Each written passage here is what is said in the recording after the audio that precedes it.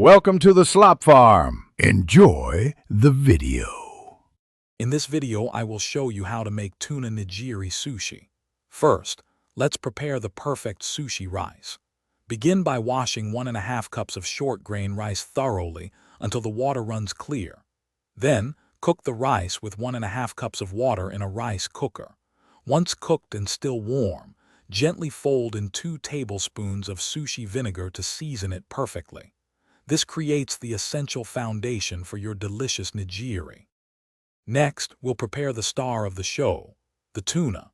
It's crucial to use sushi-grade tuna and a very sharp knife for clean cuts.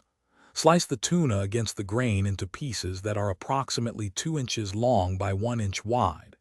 Aim for a thickness of about 1/4 inch for each slice. These precise cuts ensure the tuna sits beautifully on the rice and offers the best texture. Now let's bring it all together by forming the nigiri. To prevent the rice from sticking, lightly moisten your hands with water. Take a small, oval-shaped portion of the seasoned sushi rice, about the size of your thumb. Gently place one of your perfectly sliced tuna pieces on top of the rice. With a light touch, press the tuna onto the rice, shaping it into a neat, compact piece. Practice makes perfect. Finally, it's time to serve and enjoy your homemade tuna nigiri. For the best experience, serve your sushi immediately after you've prepared it. You can offer it alongside a small dish of soy sauce and a tiny dab of wasabi, if desired.